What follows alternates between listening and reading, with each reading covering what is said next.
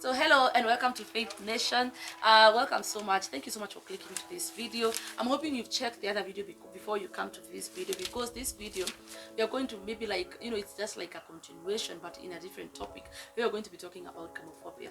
I'm going to be leaving Mwende to introduce herself and tell us what exactly is gamophobia. We're going to be talking about commitment in relationships and commitment in marriages. I know people are fearing nowadays. You meet people and they are like, kwa nini hauchukui udemu moe? Sidhani niko ready. Nitampeleka wapi? Watakula nini? Mimi sina pesa ya kutosha. And she has an amazing story, by the way. When I talk to her about this, this is true story. I've been giving people your story. I meet people and I start telling them, because Papa tells us his story and how he came to be the person he is today. And I keep telling people about his story because it's so inspiring. Because he did not, he at first he feared the commitment, but when he got into it, God led him into becoming the person he is. So today we're going to be talking about commitment. Commitment in relationships and even in marriages. Why are you fearing to get into a relationship? Why are you fearing to commit yourself into a marriage? So Mwende Buji introduced the ones that Sahib video. Sorry.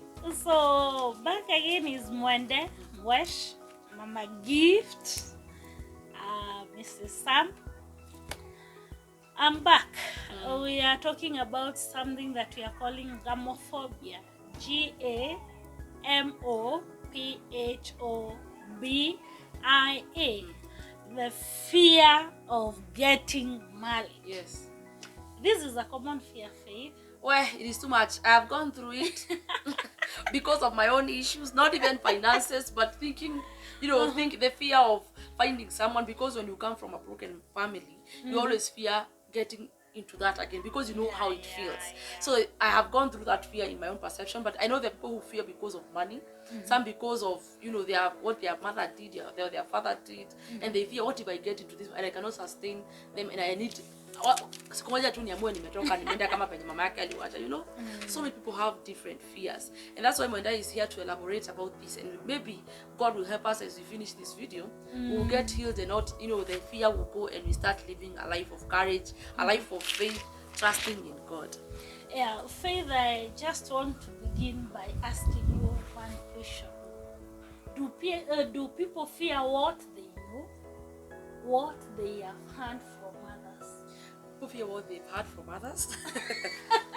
What has happened to others, because your parents' marriage is not your marriage. So it was what has happened to others, and you fear the things you don't know. Yeah. You don't know. Hata boy anakuja tu ni boy mzuri, hata hana maneno. But eventually you see there's an attack. So that is why I'm saying I begin by asking you a question. I was in that kind of a situation, by the way. I've heard you say that you give our testimony or our story. Yeah, because it's so inspiring. Maybe I can mention it here. By this time that we are thinking of settling down after dating, it happens that my husband has nothing at hand. Sometimes we even go at home, people are asking you, na anafanyanga kazi wapi? And that scares men, Aki. It scares men. Do parents have to ask that? As long as kama msichana wako ameona ni mzuri kazi, I don't get it, because I have friends when you wanaogopa. This is why I wanted to share your stories, because I have friends. Nimetry kuwapea story yako, but I sure acha tu ikuje from the house's mouth, because they are like, sasa nikienda kwa kuna msichana niulize nafanyanga nini, nitaanza ninafanyanga nini, hata mimi sijui kile nafanyanga, na mkanga asubuhi naambiwa kuja kuna hii kazi kuna hii, and now they fear. I was in that situation, and by then I was employed. And here I'm dating someone who is not employed, who is not in any form of a stable business. And I want to say that it was a sad story. One of my really close relatives at one point said that I'm cheating to them, I'm getting married to a church guy. Na hii ni mikora ya Nairobi. Because wameamini mtu ndio akue mtu mzuri, lazima akue kazi mahali kwa corporate setting. And then on the wedding day, the guy is like, muliona watu wa kanisa mahali? Hao watu si niliwaambia hiyo ni mikora ya Nairobi imeoa msichana wetu. by that time, my husband by that time, he never had a job. He was not employed. And personally, I was earning around 20,000. And that was much because it was our money. And maybe you can ask me, Faith, what made me to follow this man? You know, there are people who fear by then, they're like, hey, kama hana kazi tutakula nini, you know? After talking with him, I realized that this man has a vision. Wow. This man has an idea that if we can meet the two of us, we can materialize the idea that he has. You know my story, we always tell you. We met as we were busy for Jesus. Yes. We were in a mission Serving field. God. Hey, and I didn't know that God was about to speak on that particular event. Mm-hmm. But somehow God spoke, and I got a friend, a brother who was concerned even after the mission. Mulifika salama. So, and then after that, we decided that we are putting, I think we started a serious courtship back in 2015. Now I'm not talking about friendship, and we came to marry in 2017. Yeah. So we ended 2015, 2016, and 2017. Wow. We really took our time, not because we ended the time, but we never had the resources to make time move fast. Like, I went for the introduction at their place sometimes 2015 September. And we exhausted the resources that we had. No, mkabaki. Mkabaki amna. We waited until January the following year. In 2016? January, Feb, we went to our place for the introduction. We exhausted again the resources. We waited until my father said that nani risau hao watu walikuwa hapo, walikuwa kina nani wakuje tena. We had to go for the second introduction by the way. Wow. If Baba was here, he will tell you we went twice to take that guy. Then mnaenda kuulizwa ile maswali anafanyanga kazi wapi. You know that question makes you sweat. Actually, you can really sweat. So after that we took all our time. 2016 imeisha. 2017 April, that is when we are going to pay the dowry, which was not much. I don't want to shout. Then we waited from April to have a wedding in December. So you can be sure if there are some people who feared getting married, we are the ones. Was there a point where you felt like discouraged or not sure? Not one point, not 2 times, not 3 times. I want to give the story of Papa in absentia. After we started dating, and it went to the public domain. Baba owned a shop of selling shoes and mango somewhere. After it went to the public domain that he is dating an employed person, You can imagine all the kanduka was wiped one evening. and people stole. So, this is November 2016 in the morning. By that time, I was a center manager dealing the KCSE, and Baba calls me as early as 6 in the morning. Then receiving the call, the person is very weak. Hello, umeamka vizuri, sijui nikuambia nini, sijui nianzie wapi. Kashop kameibiwa kote. And this is a person who is looking forward to to settling down. Yeah. Wow. So we tried to maneuver here and there. We put a new stock. Wow. 1-2 months down the line, kakaoshwa tena. Imagine you can get discouraged. Wow, he really So tried. he calls me again. Sijui nikwambia nini, nikajua kameenda. Wow. So we are having an idea. This time now, the second time, we agreed that we put back the stock, lakini asikuwa analala kwake. By that time tulikuwa tunaishi kwa ploti. Guy, I wish you people can see where we began our life. Uko chiti. Ako kanyumba Shilo kalikuwa tu na kitanda peke yake. Yaani ukiingia tu uko bedroom, uko sitting room, ukizunguka vibaya unagonga vitu. That was our house. Nitakuonyesha picha tukitoka hapa. So tukakubaliana wewe utakuwa unalalisha shop, juu shop iko na mali mingi kuliko nyumba.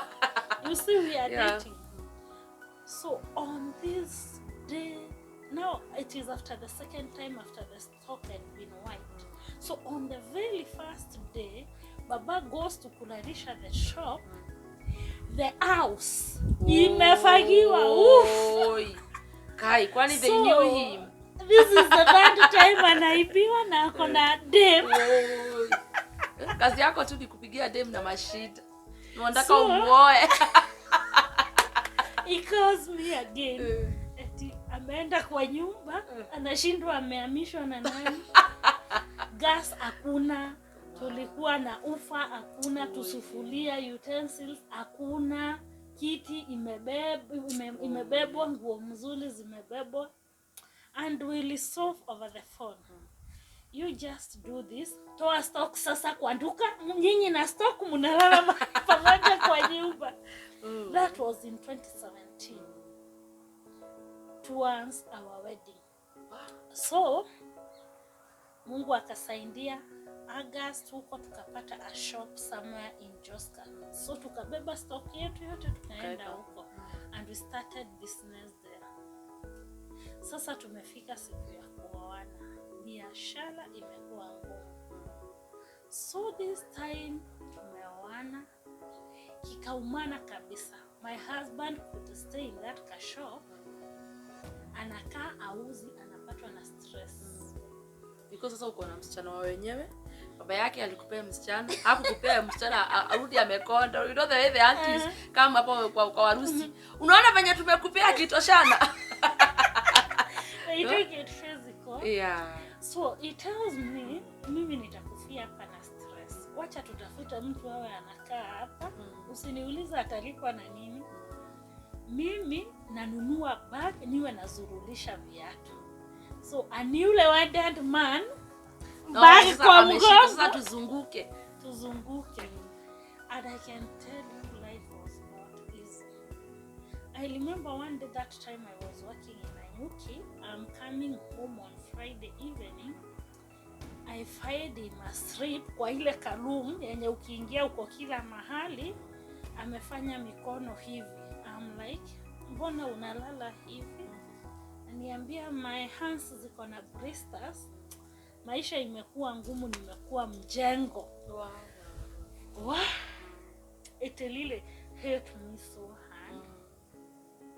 I asked God, ulingoja tu niolewa tukufe na shinda. Like tuaibike. Imagine. And now you fear because you know when whatever is happening, sasa itarudishia auntie zako and the answers they had. The question, the answers to the questions they had. They will get things right. So I'm there. But to cut the long story short, Faith, I always tell you people, I believe that when God has commanded a marriage, there is a blessing for that marriage. We ended in December 2017, and then January, February, March, things are tough. April, May. By June, my husband was working. Wow. You know, God came through, things turned around. We even bought a vehicle. Yeah. You know, things really worked good. But I can tell you for real, gamophobia is there. Gamophobia is there. I remember before we were getting married, my husband told me, mimi hivyo umeona kwetu hakuna kitu kingine. usingoje tuende mahali huko. Huko hakuna. Huko hakuna. Ni mimi na wewe tuko kwa maisha sahi. Because I remember Papa telling us that even before you guys set an actual day for the wedding, it was almost for wedding day, you know, doing the wedding on Tuesday. Actually, we were to do it on 12th of December. No, because it's because they don't have money. So you're looking at the day watu watakuwa hawako sana. Cutting on the number. Yeah. But mimi too, when I look at the whole thing, I just said that Mungu tu alikam through for us. Because the things that happened, things that we saw, no one thought that it would turn out that way. Like, Sisi, in our wedding, the budget was for 1,000 people who came. We never paid even a single cent. Wow. That ni gali tunalipa. You know, people volunteered. Mungu tu aliguza watu. You know, kama ni mtu wa cake, umemwambia I want 5 kgs. Anaona na nikitengeneza keki ya 8 kgs ikuwe kubwa smart na jimarket. Exactly. So, the person comes in the the business of marketing my work. By the way, the person who was supposed to bring us the cake, alituletea keki ya 26 kgs. What? 26 and you had planned for? I think it was not even 10. And Wow. even if it was 10, it was not 15. Wow, 26 is a lot. The person who was bringing the tents, sijui we had paid for 5 za 100. After amepinch kila mahali alikuwa anaenda kuweka, kaona na kuna tent zimebaki kwa store. Zitakaa hapa zikinifanyia nini kesho? Akabeba tent zingine 3 akakuja akatuwekea. Like God came through for us. So even when people are fearing, if it is in the plan and it is in the purpose of God, fear not. Yeah. Fear not, for I am with you. Wow. God makes things work. Yeah. Faith is here. She can tell you. Wow, I can tell. I've seen. Mahali tulianzia Hey. and where we are. Yeah, because I didn't know her. I knew Baba. But tumeteseka na yeye huku sana. So I knew Baba from a long time, from this fast shop, you know, going. Even before when he came here, or when he was employed by the relatives, I knew him from then. So seeing, every time I see him, I came here in Marvel. I see what God can do to anybody who do. Yes, there's that fear, but when you conquer that fear and you release yourself and everything to God, as long as it's on the hands of God, let me tell you, God can work miracles. God lives.